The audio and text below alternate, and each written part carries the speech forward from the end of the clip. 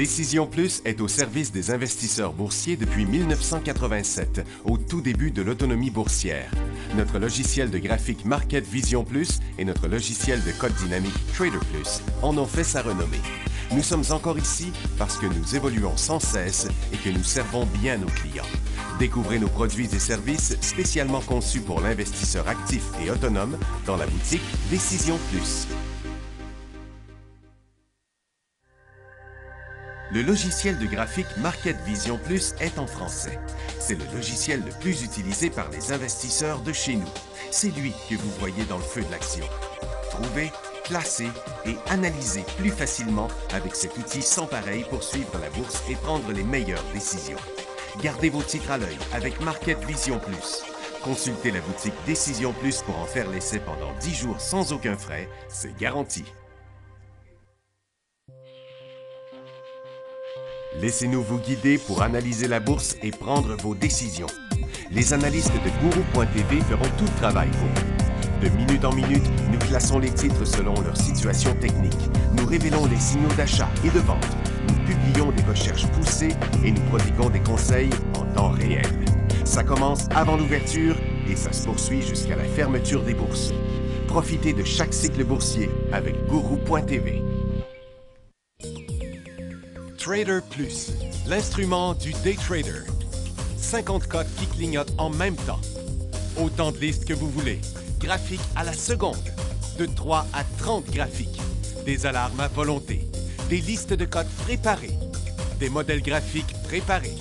Prêts à faire feu. Achetez, vendez avec Trader Plus.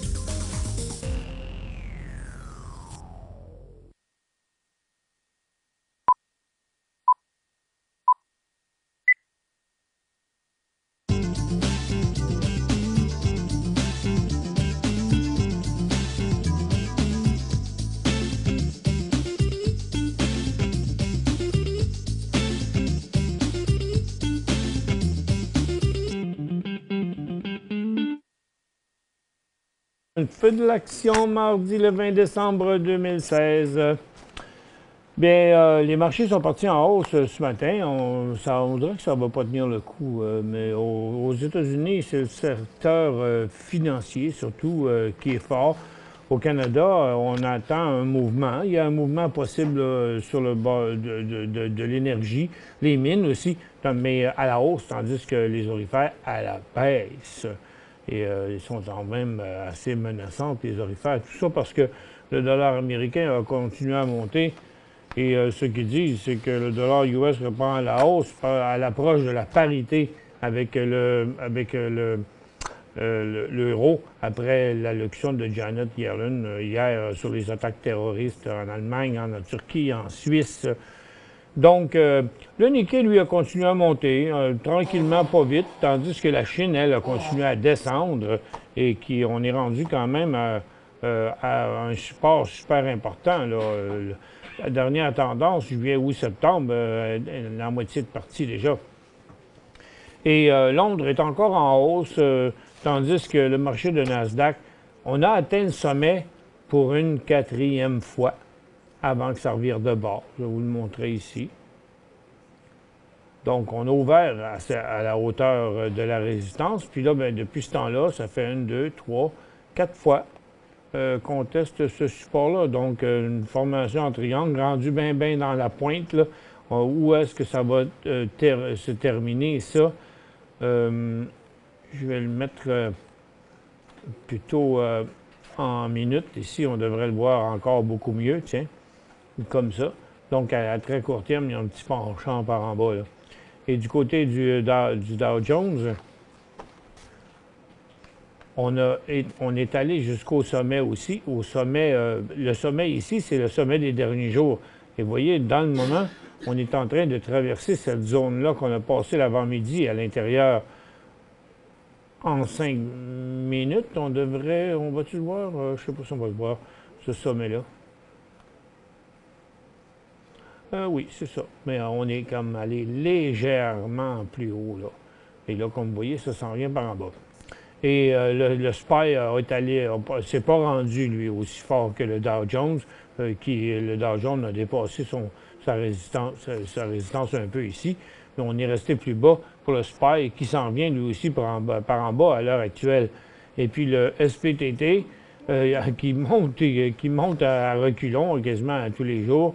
On l'a vu ici là, dans ce rebond-là. Décolle en hausse, finit en baisse, mais plus haut. OK? En hausse, il finit toujours plus haut, mais après avoir reperdu le 16, il a gagné tout ça, il a perdu jusque-là. Le 17, il est remonté jusque-là, il a reperdu jusque-là. C'est une drôle de manière pareille, un marché qui monte comme ça. Et vous allez voir, la situation elle diffère maintenant d'un secteur à l'autre. Et puis d'un petit coup, là, drette là, tiens, regarde, on voit le TSX qui vient de prendre de l'élan un peu par en bas, chacun des marchés. Donc, on dirait que ça ne va pas tenir encore une fois. Une volatilité, mais pas vraiment de direction. On a quelques nouvelles, deux résultats financiers au départ. General Mills, qui attendait 86, ils ont eu 85. Une salle de moins, ils ont tombé sur le support avec 7 de baisse des ventes. BlackBerry, qui attendait moins 1 cent, ont eu plus 2 cents. Le titre est parti en cycle haussier aujourd'hui, mais ça a juste, comme le reste du marché, pas tenu pour l'instant, mais en tout cas, ça reste encore un nouveau cycle haussier. Il a juste reperdu la moitié de sa valeur, ce qui est intéressant quand même parce que c'est une résistance importante pour BlackBerry. J'aurais aimé qu'il reste au-dessus de cette ligne-là. Interface Diagnostic annonce une émission de 2 millions d'actions à 53 cents. Le titre est à 1,25 $, il y a une couple de jours. Malgré tout, il est redescendu juste à 75, plus haut que le prix de l'émission. Et Conatus Pharma, ils ont conclu un accord de collaboration avec Novartis. Ils vont recevoir 50 millions, puis 7 millions à la fin, à l'exercice de cette option-là. Le titre a jumpé ce matin. Il n'a pas voulu donner d'autres mouvements depuis ce temps-là. Et puis, Novartis n'a pas bougé. Puis, Orina Pharma, il a conclu un accord à long terme avec Lonza pour la fabrication de voclosporine. Mais on l'avait dans les intraséances ce matin. On s'est dit peut-être bien qu'il va décoller, mais finalement, il n'a pas voulu décoller. Le titre. Et puis, le Brésil, il va contester auprès de l'Organisation mondiale l'investissement fait par le Canada dans Bombardier parce qu'ils disent que c'est une subvention puis qu'on contreviendrait aux règles. Et puis, parce que les autres, ils sont dans Embraer. David Bazov renonce à acheter à Maya. Ils disent que la prime est trop forte, que les actionnaires demandent trop. Donc, il s'est corrigé ce matin, mais il reste ça, c'est Bombardier. Et Embraer, puis ça, c'est Amaya qui est redescendu ce matin. Mais Bombardier est intéressant parce que là, il se corrige, mais il y a quand même une quadruple résistance ici, puis dans son long terme, c'est une résistance importante. Donc, ce serait vraiment de nouveaux jours pour Bombardier s'il décollait au prix juste au-dessus ici, 2,30 $. Donc, ça descend encore, là, le Dow et le TSX, le Nasdaq, et tout ça est en train de revenir, là, comme si c'était pas pour tenir le coup. Est-ce que le dollar américain, lui, a changé dans ça? Il est plus à son haut, lui non plus. Bon, c'est ça, le dollar américain s'en revient un petit peu vers en bas. Donc, regardez le secteur énergie, là, qui s'approche encore d'une situation intéressante qu'on a analysé pas mal la semaine passée lorsqu'on a dit, bon, ça, c'est possiblement un creux et qu'il y avait une bonne possibilité que ça revienne à la résistance, mais c'est toujours pas passé. Donc, ça reste du mouvement à très, très, très court terme parce que les volumes sont diminuants là, dans cette hausse-là, ce qui laisse à penser que le marché ne semble pas vouloir y croire là, que ça va aller plus loin. Puis je pense qu'il faut attendre vraiment clairement le début du cycle au-dessus de cette résistance-là.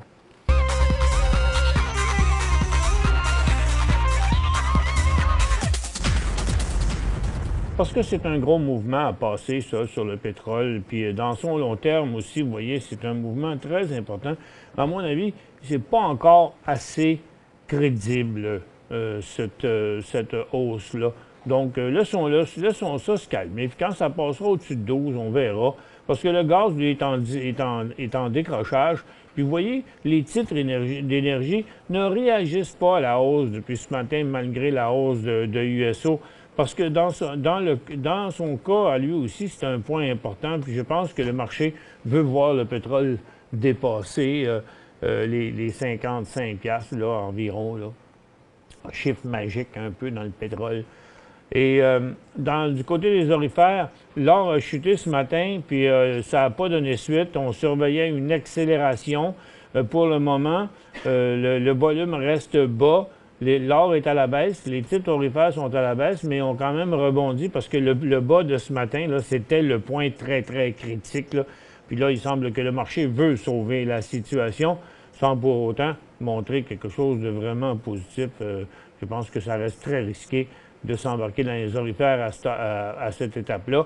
Et tout nouveau bas devient un signal de vente à court terme, encore une fois, sur le secteur orifère. Pour ce qui est des mines, on a eu un bon rebond parce qu'on a atteint le support. La majorité des titres ont atteint leur support. Teck a donné un rebond ce matin, mais ce n'est pas un nouveau cycle haussier. C'est pour l'instant le début, la confirmation d'un creux et d'une phase neutre. Il y a un petit peu d'argent en day trading là-dedans, mais pas beaucoup. Et on voit le même phénomène à peu près sur l'ensemble des titres. Donc, c'est un creux. Si vous aviez des positions que vous n'avez pas tout liquidé, c'est ici qu'on arrête la liquidation de ça. Ça reprend en dessous du support. Si les minières devraient venir faire un nouveau creux comme Taseko à 95, puis Teck à 26,50 et First Quantum à 13 et 40, 13,50, ça deviendrait des signaux de vente à ce moment-là. Pour l'instant, ce ne sont que des rebonds. Si vous voulez embarquer dans ce creux-là, bien, le risque, c'est en dessous du support. Donc, dans le cas de Hut Bay, comme ça, à un achat à 7,71, il y aurait un prix de sortie à 7,31. L'argent a décroché un petit peu plus solide, mais ne donne pas suite non plus. La consommation discrétionnaire, on vire de bord. Après le petit plafonnement qu'on a eu, on est allé en correction. Hier, le secteur montrait vraiment l'envie de reprendre un cycle baissier et c'est le cas aujourd'hui. Donc là, on est en train de se rendre au support précédent. Donc tout le momentum aussi est interrompu pour du côté de la consommation discrétionnaire. Ce matin, j'ai Dollarama, que j'avais vu ce matin à chuter. Et après son rebond, on s'est dit, bien, si ça continue pas, ça redescend, ça va devenir un signal baissier. Bien, tout indique là, que sur Dollarama, il y a une faiblesse certaine qui s'est installée. Là. Les volumes ont quand même été assez forts ce matin et on va venir tester ce support-là. L'inversement de la tendance commence à partir de 95$, en bas de 95$. Télécom, c'est en correction aussi. Ça maintient la tendance baissière. Rien d'intéressant. Du côté financier, c'est un peu plus fort aussi. C'est au Canada. Il y a Sun Life là, qui donne un bon coup, mais je ne peux pas qualifier ça de signal haussier non plus sur Manulife. Et tout peut-on dire que c'est la continuité, dans certains cas, de leur même cycle haussier, mais peu sont en décollage, en train de faire de nouveaux cycles. Le secteur industriel, ça va nulle part. Ça montait ce matin, c'est en train de redescendre. Ça va passer négatif dans quelques secondes. Une chance que les deux trains montent. Il doit y avoir quelque chose qui descend certain. Bombardier, oui, on l'a analysé tantôt. Laissez-moi faire le tour. Il y a des affaires quand même qui sont pas mal border. Là, Stantec, West Shore Terminals, qui pourraient reprendre à la baisse. New Alta. Il y a pas mal de supports testés là, dans le moment là, du côté du secteur industriel. À éviter pour le moment. La santé, c'est limité. On est dans une pause, mais il n'y a pas de cycle haussier en vue.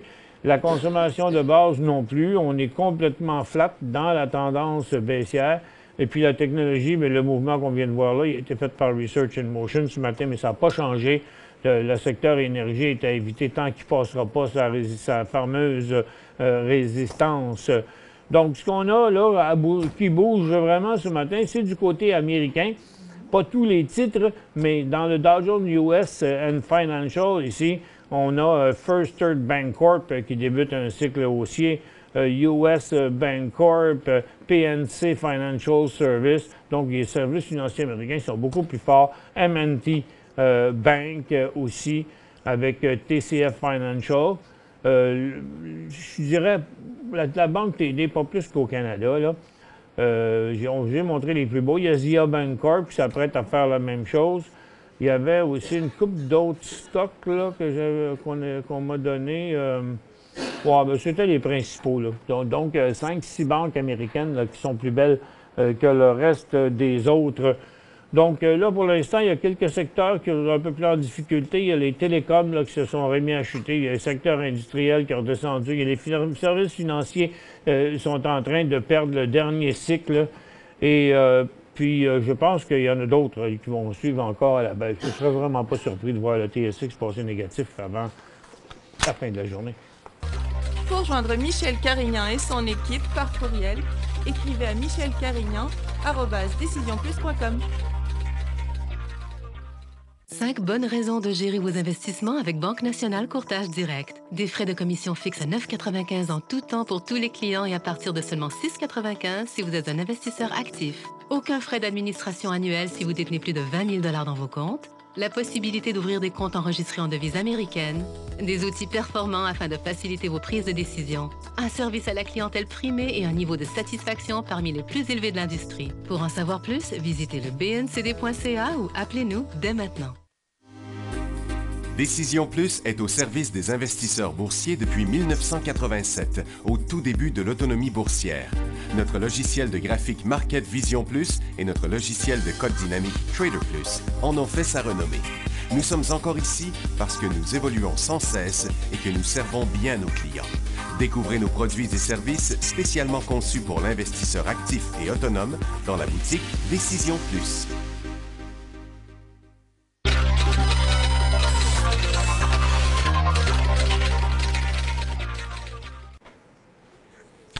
Bon retour, mesdames et messieurs. TSX qui accélère encore à la baisse, là.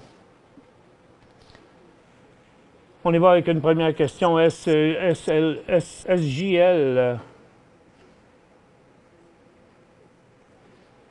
SJL sur le marché de croissance. Saint-Jean Caron. Oh ben, première fois, lui, j'en parle. Probablement que je vois aussi. C'était ça qui valait une scène, là.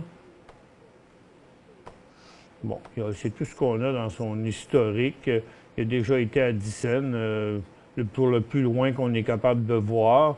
Donc, pour l'instant, il y a eu un volume de 9 millions. Ici, je me demande bien si c'est un vrai volume, ça, cette affaire-là. On va regarder ça. C'est vraiment un titre à son début, hein?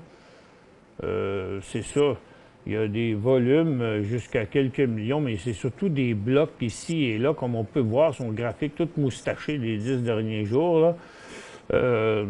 Ça reste quelque chose d'extrêmement, je dirais, risqué, souvent, ces petits titres-là.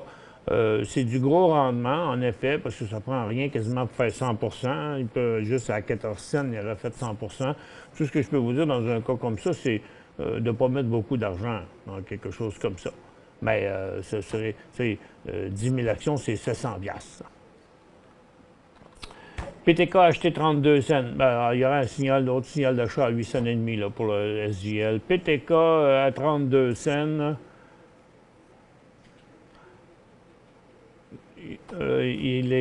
Son prochain signal, PTK, c'est un peu plus haut que ça, c'est 36 à peu près, 36 cents. On veut voir du volume. Il y a eu un gros volume ici, donc on va réduire parce que, aussi gros que celui de la veille, là, que celui du lendemain, parce que je veux voir le différentiel dans les derniers volumes. Donc on va dire que ça y prend un prix de 36-37 cents avec un volume d'1 million pour avoir un prochain signal d'achat là. Et le prochain signal de vente sera à 25 cents. Quand acheter au RT, la prochaine question. Orbit, je ne sais pas trop, hein, ou quand acheter Orbit. Des fois, il est lancinant, il est pénible, là, Orbit. Mais on ne sait jamais trop qu'est-ce qui se passe là-dedans. C'est toujours des mises à jour et des mises à jour de leur usine qu'on entend parler, mais il ne se passe jamais grand-chose de concret. Donc, je dirais qu'à court terme, 35 pour un mouvement jusqu'à 47, là. Mais ce sera une autre paire de manches lorsqu'on arrivera à cette fameuse résistance de 60 cents, 50 à 60 cents. Là. Pour l'instant, ce serait 35-47, prochain signal CXR 2,92 pour du moyen. Ah, comme raison, je ne l'avais pas rentré. CXR 2,92 pour du moyen terme. Bon, le moyen terme, je crois à ça, mais j'y crois pas avant que le court terme soit là. Hein? Parce qu'il faut que ce soit là à court terme pour si on veut se rendre à du moyen terme. Vous parlez de 2,92. Et là, pour l'instant, le titre à 3,10, vous l'avez déjà, probablement, à moins que ce soit des questions d'une couple de jours. Date de quand, cette question-là? D'hier? Date d'hier. Donc, hier, il était plus haut que ça. Donc, ça veut dire que vous l'avez déjà. Il est quand même dans une tendance baissière, mais il a au moins fait récemment un support plus haut que le précédent. Donc, puis là, il a pratiquement fait un décollage hier. Il y avait un signal technique là-dessus hier qui n'a pas donné suite encore, mais le signal n'est toujours pas inversé. Le signal s'inverserait à... Bien là, c'est pas compliqué, c'est là, en bas de 3,05 $, la tendance est inversée et tout. Et il y aura un nouveau cycle en intra-séance. Donc, il n'a rien fait aujourd'hui, il est complètement stable. Donc, prochain signal à la baisse, 3,5 $. Prochain signal à la hausse, 3,25 $. Et HGD, est-ce un achat? Je dirais non, OK? Mais je vous dirais, vous pouvez prendre une chance, OK? Mais il y aurait un prix de sortie à 2,71. OK? Vous avez 20 cents de risque à 12,71. Pas 2,71, mais 12,71. Donc, vous avez 20 cents de risque ici. HGD est plus en hausse parce que les titres orifères ont cessé de descendre. Parce qu'ils ont remonté ici, là. OK? Ils sont remontés là. Moi, je dirais que ça prend un nouveau haut, comme ça prend un nouveau bas, là. Autant pour la journée que pour le 15 décembre, là, ça prend un nouveau bas en bas de 172,50. Puis, mais si vous êtes déjà dedans, attendez. L'important, c'est si vous êtes dedans, restez dedans. Si vous n'êtes pas dedans, elle va embarquer sur un nouveau. Donc, GD, ce serait 14,30 environ. Expliquer l'impact sur la nouvelle PLI. Je ne suis pas au courant de la nouvelle. Y a-t-il une nouvelle hier sur PLI?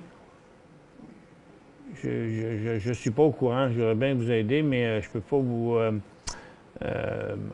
en dire plus que ça. Je sais qu'il est vraiment volatile. Il a chuté vendredi. Il a rebondi lundi. Là, il se tient au milieu de cette formation-là. On va espérer que c'est son nouveau creux. Je ne sais pas pourquoi, il a descendu autant. Mais là, à ce prix-là, il est sur un support extrêmement important. Donc, PLI, le fait qu'il a fait l'aller-retour. Ici, c'est un cycle haussier. Cycle haussier, cycle baissier. Donc, on a fait l'aller-retour. Donc, ça veut dire qu'on est dans une tendance neutre. Donc, en bas, à 1,35, il y a un signal de vente, mais par contre, on est dans un trading range, là, puis le titre a un potentiel de 100 % entre ici et là. Donc, ce que je suggère, c'est de le surveiller. Il y aurait, je dirais, à très court terme, un signal d'achat à 1,80 avec un potentiel de 2 $, okay, qui n'est pas beaucoup, c'est 10 %, mais quand même. Puis c'est... tantôt, j'ai dit 1,35, mais c'est plutôt 1,45 son prochain signal de vente. Mais il pourrait dans une base où il va rester là un bout, parce que c'était quand même un support majeur. Et le fait, quand il redécollera, ça va quand même être un titre intéressant.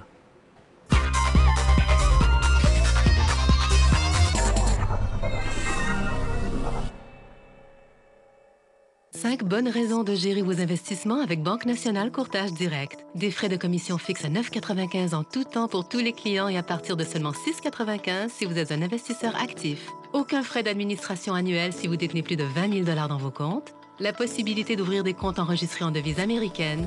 Des outils performants afin de faciliter vos prises de décision. Un service à la clientèle primé et un niveau de satisfaction parmi les plus élevés de l'industrie. Pour en savoir plus, visitez le bncd.ca ou appelez-nous dès maintenant. Laissez-nous vous guider pour analyser la bourse et prendre vos décisions. Les analystes de Gourou.tv feront tout le travail pour vous. De minute en minute, nous classons les titres selon leur situation technique. Nous révélons les signaux d'achat et de vente. Nous publions des recherches poussées et nous prodiguons des conseils en temps réel. Ça commence avant l'ouverture et ça se poursuit jusqu'à la fermeture des bourses. Profitez de chaque cycle boursier avec Gourou.tv.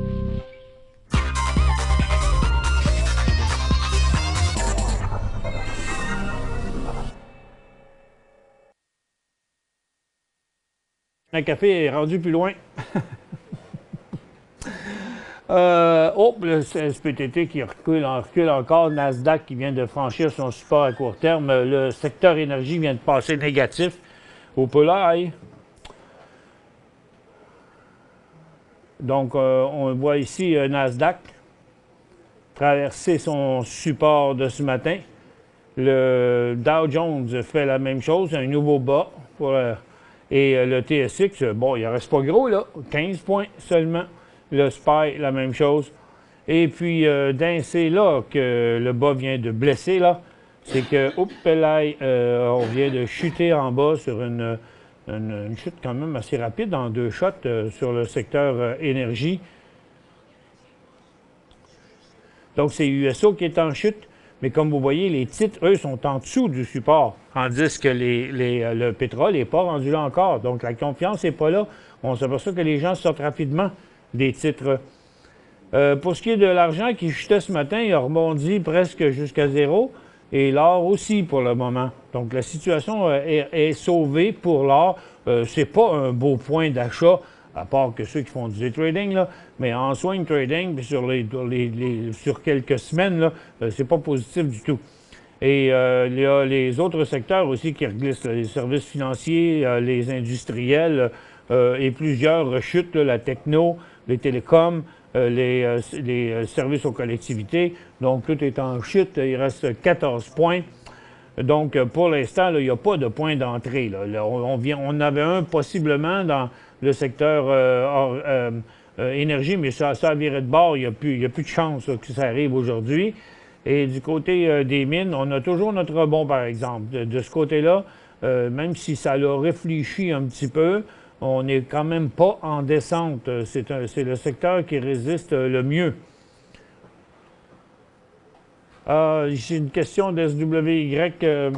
La nouvelle sur PLI tantôt, là, je l'ai su pendant la pause, c'est parce que Gigi a demandé c'est quoi l'impact de la nouvelle de PLI. Ils ont engagé, c'est une nouvelle du 19 décembre, ils ont engagé des gens pour tester une nouvelle phase, un médicament pour une nouvelle phase, là, pour les acceptations de la FDA. C'est jamais négatif, ça, quelque chose comme ça.